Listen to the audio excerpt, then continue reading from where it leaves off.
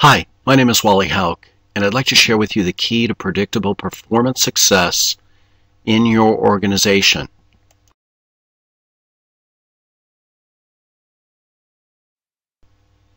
Do you want every employee working hard to improve without bribes or threats?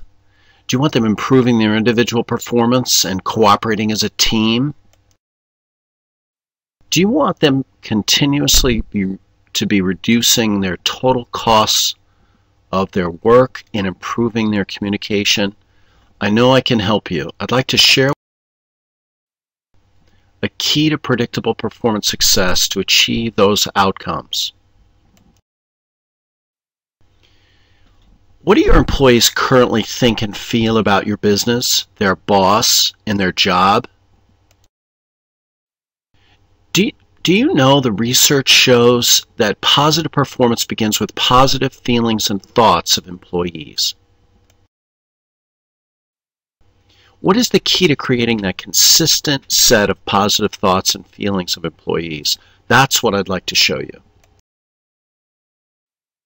According to SHRM, attracting and retaining talent and building a culture of trust are the two most important challenges for leaders of companies for the next 10 years.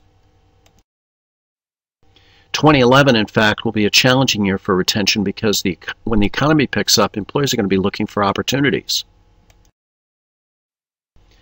And employee trust in leadership has a huge impact on their individual performance and the performance of the organization. And executives continuously impact trust in ways that they don't even know with people that they rarely see.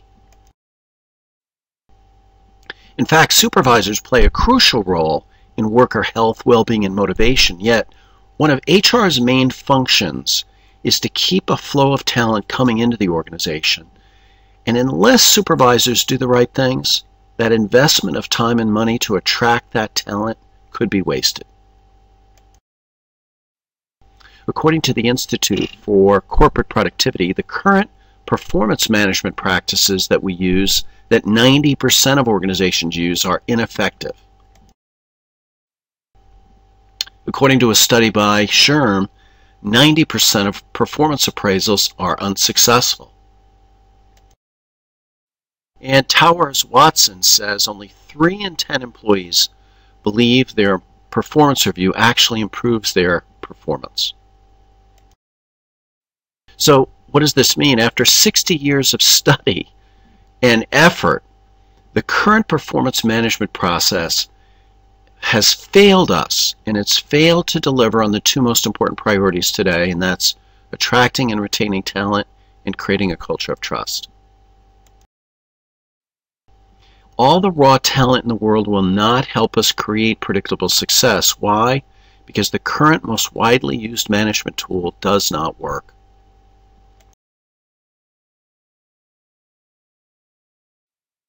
So what is the key? Well, I'm here to tell you that it's employee engagement. That is the key.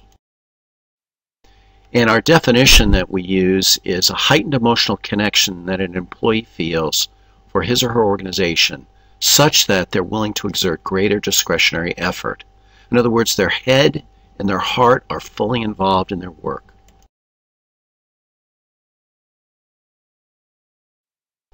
Now, there are 3 types of employees according to Gallup. There's the engaged employee, and this is what we want. We want them with passion and a profound connection to the company and their work, such that they're willing to take risk and innovate. The non-engaged are basically just sleepwalking. They're the zombies. They're checked out. They're basically just putting in their time. The actively disengaged are the most damaging because not only are they unhappy, they are active enrollers in getting other employees to accompany them with their disengagement. Research has shown that there's a direct correlation between employee engagement and organizational performance, customer satisfaction, growth, and employee retention. And engaged employees stay for what they give. The disengaged tend to stay for what they can get. They take more than they give. The disengaged employees cost American economy up to $350 billion a year in the form of turnover, absenteeism, productivity loss, and cost increases. The disengaged employees are 5 times more likely to have a safety incident, and it tends to be 5 times more costly. So to address this, what we want to do is increase the number of engaged and significantly reduce or eliminate the actively disengaged. And right now, I'm sorry to say, we're not doing very well. Why do I say that? Well, because the research shows that only 1 in 3 employees right now, on average, in the average organization, is engaged. Almost half of organizations around the world saw a significant drop in engagement, in fact, in 2010. And 1 in 5 employees are actively disengaged right now. So why is it that we're unable to create this employee engagement? Why is it that all we can achieve after all this time is only 31%? I believe it's because we've been taught a theory of leadership that worked well in the industrial age. It no longer works well now because we're in the knowledge age. We need a different approach. We've been taught what's called the Taylor theory of scientific management. And that theory of management tells people what to do, closely supervises and evaluates them, and attempts to hold them accountable to one correct way of doing things with a performance management process that does not work. The Taylor method of scientific management attempts to control employees. What we need is the opposite. The Taylor theory of management damages trust, knowledge accumulation, and freedom to innovate. Accelerating knowledge and the freedom to innovate and trust are what we need, in fact, for engagement. So what we're actually doing is damaging all 3 of those things. And that's why we're not achieving more than 1/3 of what we need for engagement. We tend to still use the Taylor scientific management theory. Many of us do, and here's an example. Many are promoted to their positions based on technical knowledge, not the skills needed or not the knowledge needed to create engaged employees. The promotion on technical knowledge instead of engagement skills is consistent with the Taylor scientific management method. In other words, only the boss knows best. Let's hire somebody that knows best. What we need is an alternative, and there is an alternative. There's an alternative leadership theory and a new set of employee engagement skills that we can adopt. For example, we used to heat our homes with a fireplace. We replaced the fireplace with oil and gas heat. Why? Because it's less costly, more effective, and more efficient. We replaced the fireplace as our source of heat because we found a better way. And that's what I'm asking you to think about.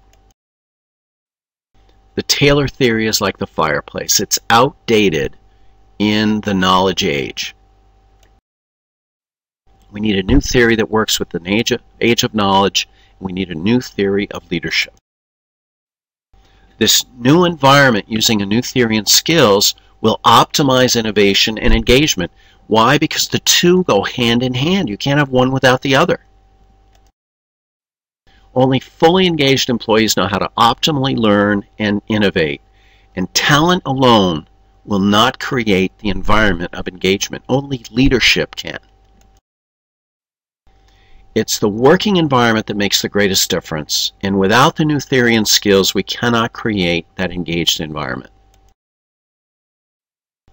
Do you know how to do it? I'd like to show you how.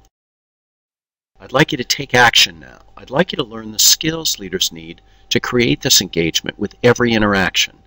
I'd like you to know how to help disengaged to either change or deselect out of the organization.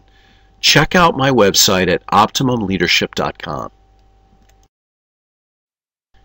I'd like you to learn how to measure employee engagement at every level in your organization and how you can identify which barriers are stopping you now from improving engagement.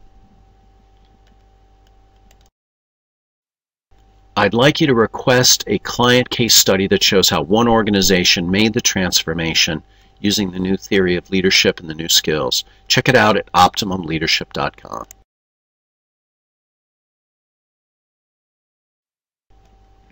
The future depends on what we do in the present, so take action now. Thank you.